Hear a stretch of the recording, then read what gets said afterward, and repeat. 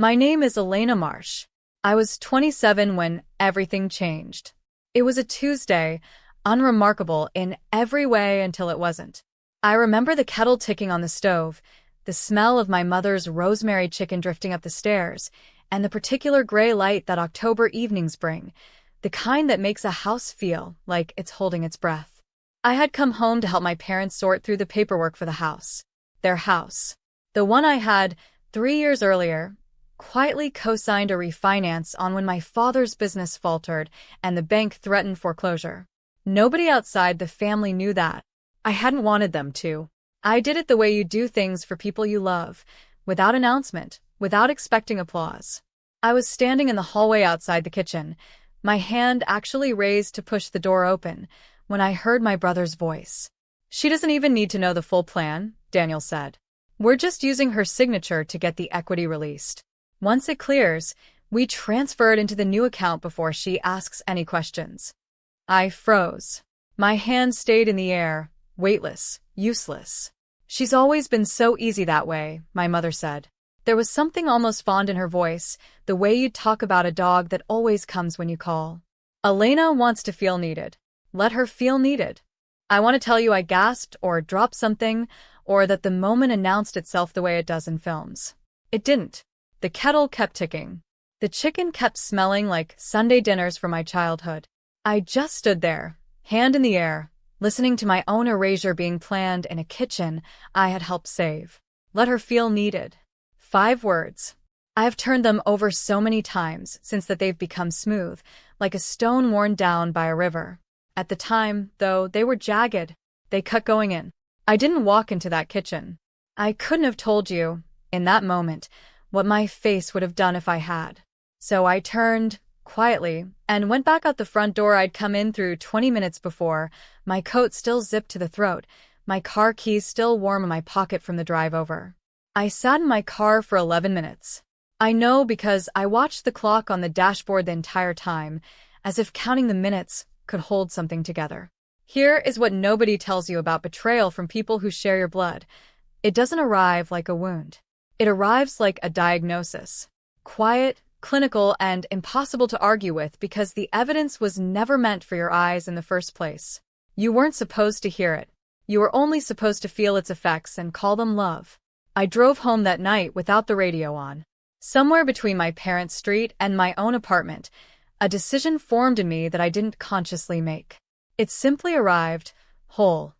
The way certain truths do when you've stopped protecting yourself from them. I own that house. Not fully, but enough. My name was on the deed, on the refinance, on every document that mattered more than sentiment. And sentiment, I was beginning to understand, was the only thing they had ever offered me in return. I didn't sleep that night. I sat at my kitchen table with my laptop open and a manila folder I hadn't touched in 3 years, and I read every document again, slowly, the way you read something when you finally understand it might matter. When the refinance had gone through, my father's lawyer, a tired, kind man named Mr. Whitfield who had known our family since before I could walk, had insisted on a clause. At the time it felt like formality, bureaucratic caution. "Just in case," he'd said, patting my hand. "You never know what the future holds." The clause gave me a controlling stake in any sale or major transfer of the property, contingent on my written consent. I remembered signing it and thinking it would never matter. I had believed, foolishly, that this was a family who simply loved each other imperfectly, the way all families do. I read the words "let her feel needed" again in my memory, and I understood, with a clarity that frightened me a little, that I had never been imperfectly loved. I had been strategically used, and the affection had been the tool, not the truth. I thought about calling my best friend, Priya, at 2 a.m. I didn't. Some griefs need to be sat with alone first, before you can even find language for them. Instead, I made tea I didn't drink and thought about my childhood bedroom in that house, the yellow curtains my mother had sewn when I was 9, the pencil marks on the door frame charting how tall I'd grown. I thought about the version of myself who had signed that refinance without hesitation, who had believed that saving the house was the same as saving the family. Somewhere around 4 a.m, I stopped crying. Not because the pain had lessened, but because I noticed something colder and steadier settling in beneath it. Not hatred. I want to be honest about that because hatred would have been easier. In a way, hatred burns hot and finishes fast. This was slower. This was clarity. I was not going to scream at my mother across that kitchen table. I was not going to confront Daniel with his own words thrown back at him like stones. I understood, somewhere in that gray hour before dawn, that the only response equal to what I'd overheard was one they wouldn't see coming until it had already happened, because they had never once, in their planning, accounted for the possibility that I might act. They had accounted for my compliance. They had never accounted for my agency. By sunrise, I had called Mr. Whitfield's office and left a message asking for the earliest possible appointment. I showered, dressed for work as if it were an ordinary day, and drove past my parents' house on my way to the office. The porch light was still on, forgotten from the night before, burning uselessly into the gray morning. I didn't stop. The office smelled the way it always had: old paper, coffee, the faint mint of the candy dish on the reception desk. Mr. Whitfield was 71 now, silver-haired, his hands a little unsteady as he pulled my file. "Elena," he said, peering at me over his glasses. "You look like someone who hasn't slept." "I haven't," I admitted. I told him what I'd heard. I watched his face carefully as I spoke, half expecting him to soften it for me, to suggest I'd misunderstood. He didn't. He listened the way lawyers who've seen enough families learn to listen, without surprise, only a kind of weary sadness. "You know," he said finally, "your father asked me back when we drew this up why I insisted on the consent clause. I told him it was standard caution. That wasn't entirely true." He tapped the folder. "I've represented enough families to know that generosity, when it isn't reciprocated with respect, has a way of curdling. I wanted you protected. Not from strangers. From exactly this." I asked him what my options were. He explained it plainly. Because of my controlling stake, no sale, transfer, or equity release could proceed without my signature, and, crucially, without my full knowledge of the terms. Whatever plan Daniel and my mother believed they could execute quietly, they could not execute at all. Not without me. "So they lied to themselves," I said slowly, "about how easy this would be." "It would seem so." I sat with that for a long moment. Then I asked him a question that surprised even me. "What happens if I decide to sell the house myself? Legally, cleanly. Not to punish them. To finally close something that should have closed 3 years ago." Mr. Whitfield studied me. "You'd be well within your rights. The house would need to go through proper valuation, and any proceeds would be divided according to the ownership stakes in the refinance documents, which, I'll remind you, favor you rather significantly, given the amount you contributed to save it." I thought about the yellow curtains, the pencil marks on the door frame. I thought about 11 minutes in a parked car, watching a clock, waiting for a feeling that never fully arrived, the feeling of belonging to people who had never truly let me in. "Draw up the paperwork," I said. "I want to know exactly what selling would require and how quickly it could happen if I chose to move forward." It wasn't revenge, not in the way the word usually means something jagged and loud. It was something closer to reclamation. I was not going to burn the house down around them. I was simply going to stop being the invisible foundation holding it up while they stood on top of me, congratulating themselves on how little I noticed. My mother called 4 times that week.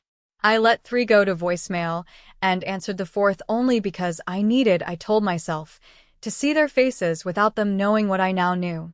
I needed to understand how long they had been rehearsing kindness as performance. "Sunday dinner," she said, warm as ever. "You haven't been by in weeks." I nearly laughed. It had been 6 days. I went. I told myself it was reconnaissance, though some smaller, sadder part of me, a part one wasn't proud of, went hoping I'd misheard something. Hoping there was an explanation that didn't require me to grieve the family I thought I had. Daniel was already there when I arrived, sprawled on the couch with the easy confidence of someone who has never once considered that the ground beneath him might not be solid. My mother kissed my cheek. My father, quieter these days since his heart trouble began, patted the seat beside him. Dinner was almost unbearably normal. We talked about Daniel's job, about a neighbor's new dog, about nothing. I watched my mother's hands as she passed the bread, the same hands that had, days earlier, spoken so casually about letting me feel needed. I watched Daniel's easy laugh and thought about the calculation behind it, the arithmetic of using someone who loves you enough not to ask hard questions. Near the end of the meal, my father mentioned, almost offhandedly, that they'd been thinking about the house, considering some changes, maybe simplifying things. He said it the way you mention weather, something incidental. I looked at my mother. She didn't meet my eyes. What kind of changes? I asked, keeping my voice as light as I could manage. Oh, nothing decided, she said quickly. Too quickly. Just thinking ahead. I nodded, and something in me, the last soft, hopeful part, went quiet for good. They weren't going to tell me. Even now, sitting across from me, eating food I had once helped keep warm in that very kitchen, they weren't going to tell me the truth. I helped clear the plates. I hugged my father goodbye, longer than usual, because whatever came next, I didn't want it to touch him unfairly. He had never been in that kitchen the night I overheard them. I wasn't certain, even now, how much he knew. Driving home, I didn't cry. I felt, instead, a strange and settling calm, the kind that comes not from anger cooling, but from a decision finally, fully made. The appraiser came on a Thursday morning while my parents were at a doctor's appointment I happened to know about, because my mother, ever unaware of the irony, had mentioned it to me herself. I met him at the curb, not inside.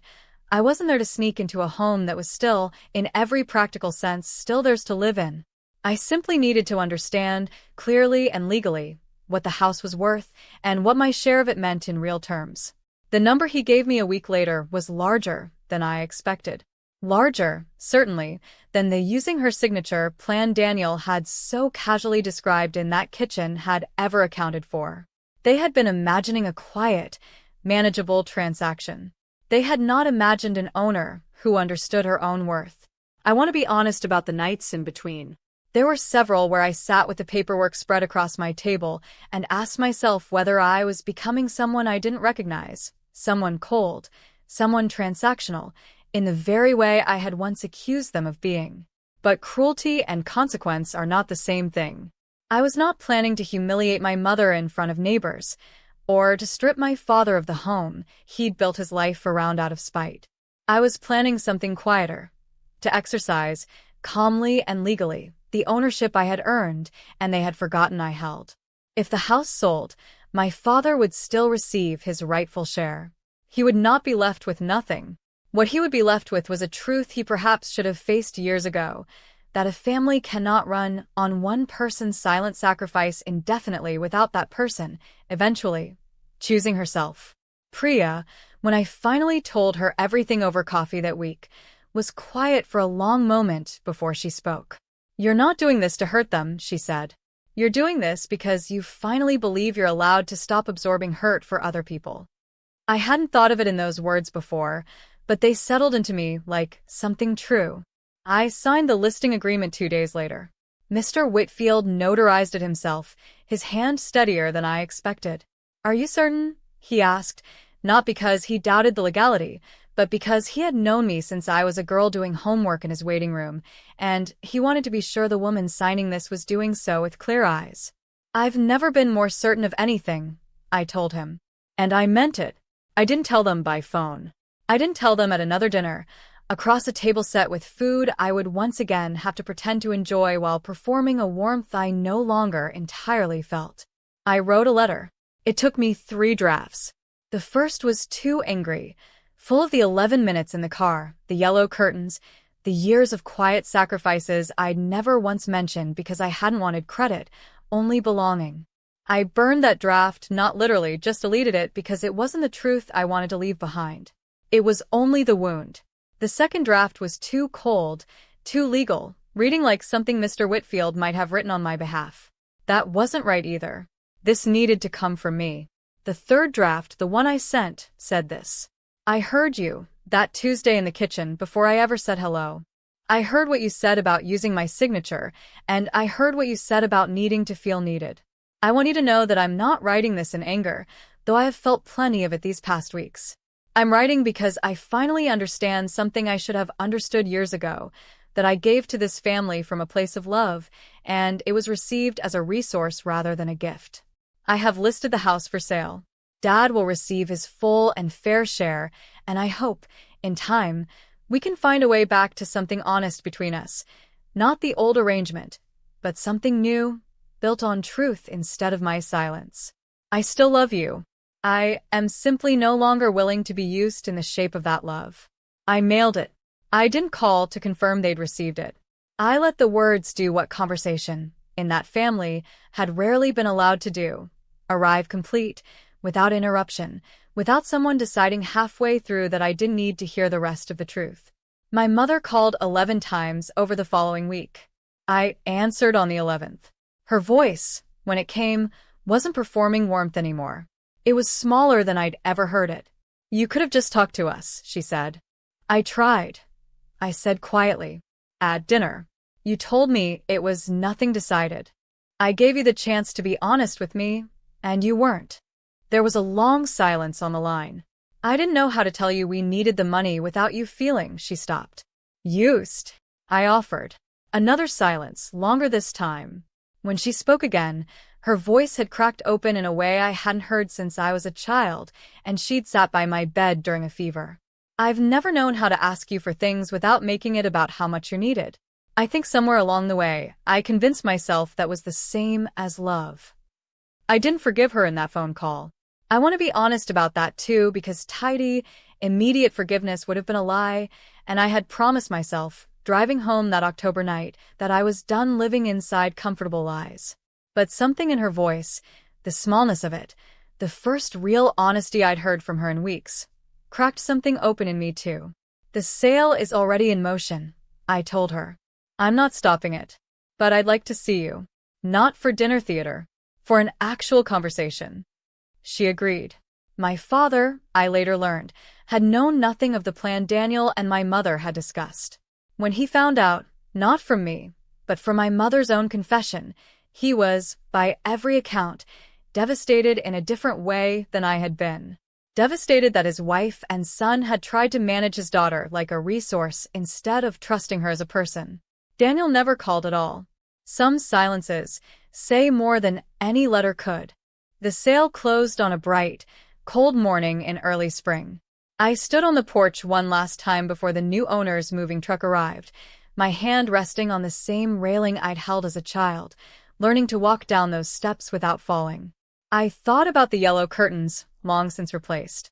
I thought about the pencil marks on the door frame, which I had, in one of the strangest and most tender moments of that whole difficult season, gone back and photographed before the closing, a small, private act of preserving what mattered without needing to preserve the house itself.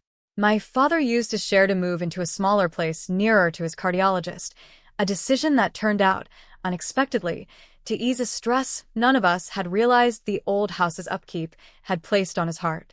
My mother and I have found something new between us, not the old, easy performance of closeness, but a slower, more honest version, built conversation by careful conversation. Daniel and I have not spoken since. I don't know if we will. I've stopped needing that ending to be resolved neatly, the way I once needed every relationship in my life to look whole from the outside, regardless of what it cost me on the inside. People sometimes ask me if I regret selling the house, if I miss it. I tell them the truth. I don't miss the house. I miss sometimes the family I believed I had before that Tuesday evening. But I don't regret hearing those 5 words through the wall, because they gave me something the house never could have. The understanding that being needed and being loved are not always the same thing, and that a woman is allowed to stop offering herself as the answer to other people's convenience. The porch light, I noticed, was already off when I left that last morning. Someone had finally remembered to turn it off. I got in my car, and this time, I didn't sit there counting minutes. I simply drove, toward whatever came next, carrying nothing of that house with me except what had always, truly, been mine to keep. If Elena's story moved you, you're not alone. So many of us have spent years mistaking being needed for being loved, until one quiet moment shows us the difference.